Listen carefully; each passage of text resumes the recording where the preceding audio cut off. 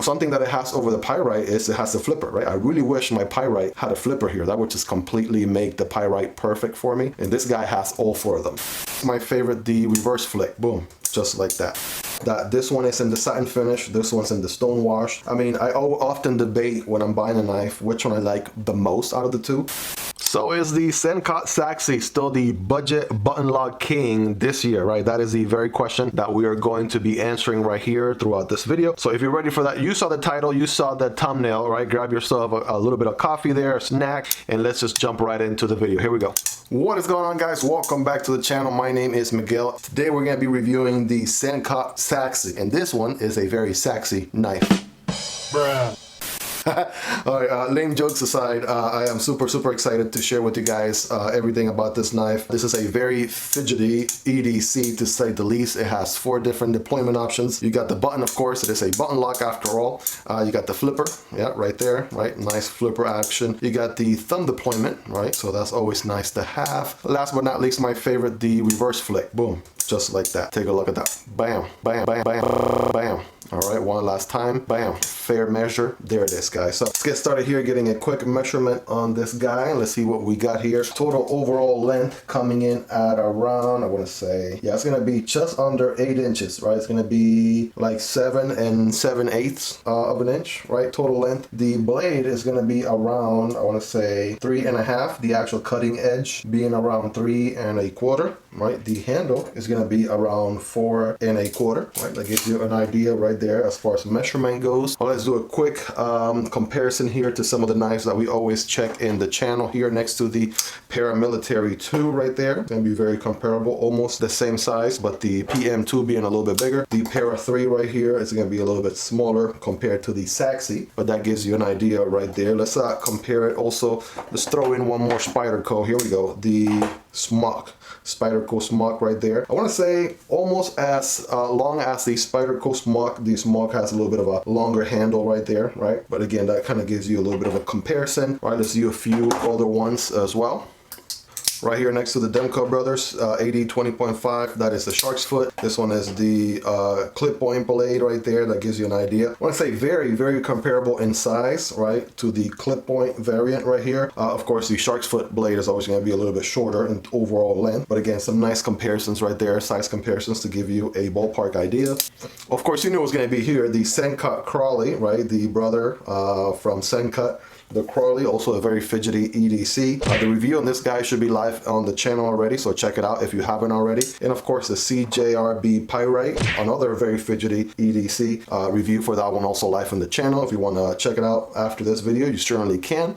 But again, that also gives you a good size comparison idea there. Last but not least, here's the Wrap Model 1. And here's the Wrap Model 2, right? So it definitely gonna be closer to, I don't know, it's definitely in the middle. I can't even say if it's closer to one versus the other, right? It's gonna be somewhere in the middle between the Wrap Model 1 and the Wrap Model 2. You guys be the judge of that right there. This thing, just like I said with the Crowley review, this thing is pretty much the same as the Crowley, right? It is awesome, very fidgety action right here with all those 4 deployment options I went over earlier. So what do we got going on here for this guy? We have a satin finish blade right there. This is a drop point blade right there. This one is rocking a 9CR18 MOV steel. A very common budget steel for this price range. By the way, this guy comes in around $45 to $50, right? Same range as the SENCUT Crowley. Pretty much everything that I said about the Crowley on the Crowley review is pretty much what I'm going to end up saying for the Sachse during this review, because these two, not only are they siblings from the same manufacturer for the same brand, but as far as the fidgetability, there's your word for the day. As far as the fidgetability, they both go a long way, and they're so satisfying to deploy. They're so satisfying to EDC. There was even a time where I had this in my pocket and I had to force myself to switch over to a different knife just because of how solid, how comfortable, how satisfied I was daily carrying this knife for almost weeks at a time, right? I just kind of want to put that into perspective. All right, let's now compare here as far as length and height on the pocket here, right? Back with the Model 2, back with the Model 1. It compares a lot to the Model 1 because of how thick this blade is, right? Definitely a much thicker blade right there, much more comparable to the wrap model 1, as you can see right there. Back with the Crowley and Pyrite, I want to say somewhat close to both. Both the Pyrite and the Crowley are going to be slimmer than the Sachse. Next to the Demko brothers right there, regardless of blade shape, they're both going to be, I believe, a little bit wider than the Sachse, just because of how that blade folds in and how much it sticks out of the handle when folded. And last but not least, here are the Spyderco PM2 and Para 3 right there. Obviously, the Spydercos are going to be much more wider on the pocket when folded, when tucked away, because of the Spidey hole. But it's not always the case, right? Check it out here next to the Spyderco Smuck, which has a slightly different design. The Spidey hole is a lot smaller, and therefore it is a much thinner knife compared to the Sachse right there. All right, let's do a quick carry profile. Here it is next to the wrap model 1, right? Very comparable to the wrap model 1 compared to the wrap model 2. And the wrap model 2 is going to be much smaller right there, as you can see. The wrap model 2 is going to be a lot slimmer right there, as you can see. Here's the brother, the Crowley on the right, Sachse on the left, right? Very comparable. CJRB Pyrite is going to be a little bit slimmer. Demko AD 20.5 is going to be a little bit slimmer as well. PM2, very comparable, although a little bit thicker than the PM2. Para 3, right, compared to the Para 3, just a hair thicker than the Para 3. And last but not least, the Smock. Spyderco Smock is, yeah, definitely going to be a little bit thicker than the Smock as well. Since we're here, let's do a quick hardware check. By the way, guys, my tools are linked down below in the description. They're part of the Spyderco tool set. Has all the drill bits you may need, screwdrivers, all that good stuff. Links down below. Those do help out the channel at no extra cost to you. My guess is very similar to the Crowley, right? Maybe cheating here a little bit. I know for a fact the Crowley had T6 on the pocket clip and then T8 everywhere else, right? So that's my theory, right? With that being said, here we go. T6 on the pocket clip, yeah, that is confirmed. And then T8, yeah, T8 on the body screws, including the pivot, right? Including the pivot. This one has a pivot screw on both sides, something to keep in mind as well. You may need 2 screwdrivers to tighten or loosen this guy here with the pivot on both ends. And I like that they went the extra mile to make the body screws also a T8, right? Other companies, manufacturers, they cut some corners, they make the body screws T6, but this one is pretty much T8 all the way around except the pocket clip. Speaking of the pocket clip, this guy is very deep carry, no doubt about that. Very deep carry pocket clip, very similar to the Crowley right there. If anything, it's pretty much the same exact pocket clip, right? Copy paste parts from their parts bin, but hey, it gets the job done, right? All right, so very recessed pocket clip screws right there, as you can see from this profile shot right here, from this angle. I'll give you an example of what is not a recessed screw, right? And that is the Reich P801. I also did a review on this guy on the channel not that long ago, if you want to check that out.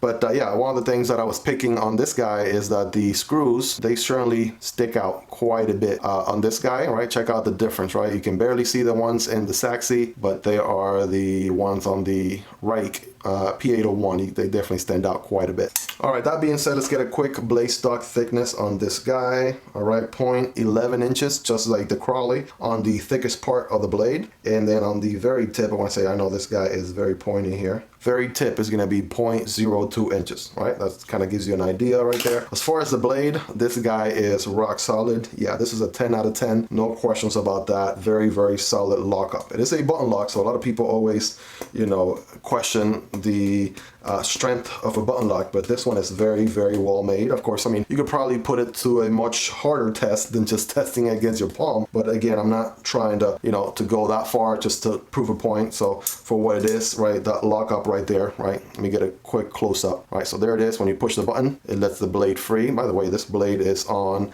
washers, so that's why the action is so solid and reliable on this guy. And again, you know, the blade is going to open up like this, and then as soon as it hits, boom, right there, right, it's going to lock in place, right? In order to release, have to push the button right there, and then let go of the blade right back. So very nice. Let's get a quick weight on this guy here, shall we, right? So for comparison purposes, right, the brother here, the sibling from SENCUT, the Crowley, came in at 3.3, right? So 3.3 ounces on that guy. The Pyrite, which is another button lock, again, very fidgety as well, 3.5, even though, well, 3.6, even though this guy is an all metal design here. But the Sachse, right, my guess is gonna be around 3.5. All right, also 3.6, right, look at that, 3.6, just like the Pyrite. Now the Pyrite is all metal design, right, so 3.6, And one last time for fair measure there, 3.6 ounces on the Sachse as well. Of course, this wouldn't be a review video if we don't do a paper cutting test, right? So keep in mind, again, this guy is not out of the box sharp. I've been using this guy, EDC, and this guy for way too long now. So there's a possibility it may need a little resharpen. You guys let me know on a scale from 1 to 10. Let me know in the comments. Of course, 10 being the sharpest. Without further ado, here we go. All right, nice clean first cut right there. A little bit of a tear, you know, it just kind of depends on how it catches. See, like right there. Really depends on how it catches from the get-go, right? It might cut a little bit and then, you know, kind of catch at a different point.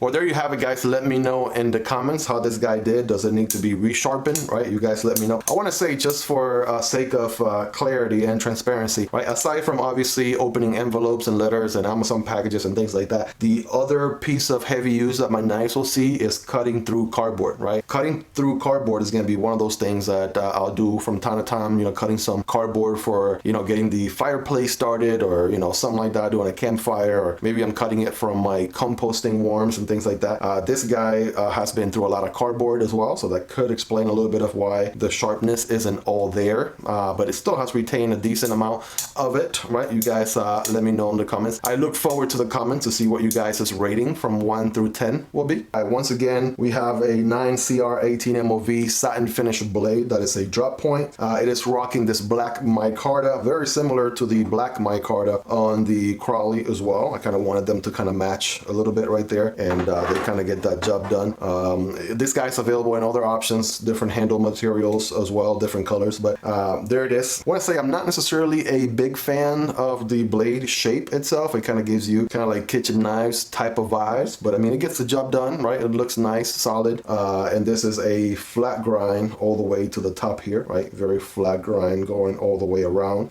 Again, I would have also preferred G10 handles. I'm not personally the biggest fan of micarta, but if micarta is good for you, then you have nothing to worry about there. Looking inside, looking at the guts of this guy, we have some milled liners. So the liners are milled.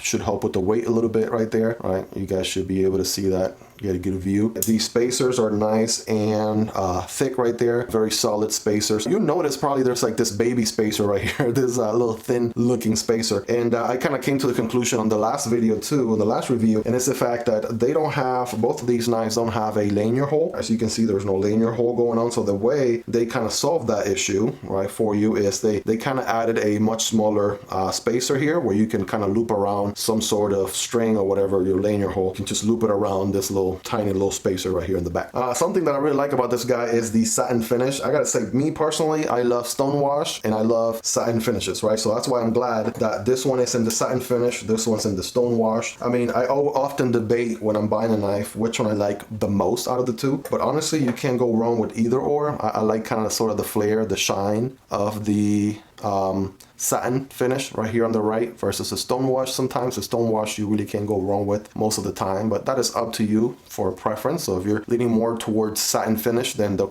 Sachse here on the right is going to be the way to go. If you're leaning more towards stonewash, then the Crowley right here on the left is going to be the way to go for you. Now, I want to say I've been EDCing this guy, in case I didn't mention this already, I've been EDCing this guy for weeks on, probably a couple months now. And I want to say, as far as alignment goes, right, let me kind of put my hand here for contrast. You guys be the judge of that, but that looks pretty center to me right there. So no doubt that's how it came out of the box, right? Civivi, We Knife, SENCUT, right? They're all very well known for their quality out of the box. Their quality check is phenomenal, right? So I'm very pleased right there with this guy. Like I said earlier, right, I had to push myself onto other knives for review purposes, because otherwise I would just keep this thing in my pocket for weeks on end, right? That being said, I'm trying to think of what else I wouldn't necessarily like about this guy. There's so much that this guy has going for it that it just checks a box for me, right? I love the fidgetability, like I mentioned earlier, right? For me, an EDC knife could also be a knife that, you know, you use obviously for daily cutting tasks, but, you know, has that fidgety factor to it. You could just sit there and just kind of play around with it a little bit in a safe way, of course, and it kind of satisfies that fidgetability itch that most of us have. So this is the Civivi three button lock, right? So Civivi, SENCUT, sister brands, all under the We Knife umbrella. All right, what they did with the button lock, and you probably remember that from the button lock review, check it out if you haven't already, by the way, is that the only deployment option on this guy is the button, right? So button to open, button to close, and that was about it, right? Now they did make a newer version of this guy, which also has a flipper, so then you will have flipper and button deployment. But this guy, you have it all, right? You have the button, you have the flipper, and both thumb stud and reverse flick deployment. So you really can't go wrong with this guy. It just has so much going for it, right? You would also compare this guy to, let's say, the Pyrite. It's so close to the Pyrite. This is probably going to be a different video as far as my top fidgety knives of all times, and all of these button locks are definitely going to be on that video. Spoiler alert. But yeah, something that it has over the Pyrite is it has the flipper, right? I really wish my Pyrite had a flipper here. That would just completely make the Pyrite perfect for me if it had a flipper as well as a button and thumb and reverse flick deployment. And this guy has all four of them. So I mean, that's something to keep in mind. So going back to the original question, is the SENCUT Sachse still a budget king this year? The answer is yes. For under $50, you're getting a heck of an EDC knife. It is button lock with so many deployment options. You really are not going to be disappointed. This thing is so fidgety beyond belief, and for the money that you're paying, you're getting a rock solid knife to back that up. No doubt about that. If you're really looking to get the best bang for your buck, right? If you're looking to get the most fidgetability out of the $50 or so you're going to be spending on this guy, this is it right here. Crowley or Sachse from SENCUT, right? Can't go wrong with these guys. I honestly can't recommend them enough, if I'm being honest. That being said, guys, if you made it this far into the video, you guys are the real MVPs. Don't forget to like and subscribe. By the way, by the time you're watching this video, it's very possible that the review for the Spyderco Paramilitary 2 will be out. So if that's the case, I'll put a card right here for you guys to check it out. I love my PM2. It's such an awesome EDC. So if you want to check out that review next, go for it. Thank you guys for all your support. I love y'all. Take care. Peace.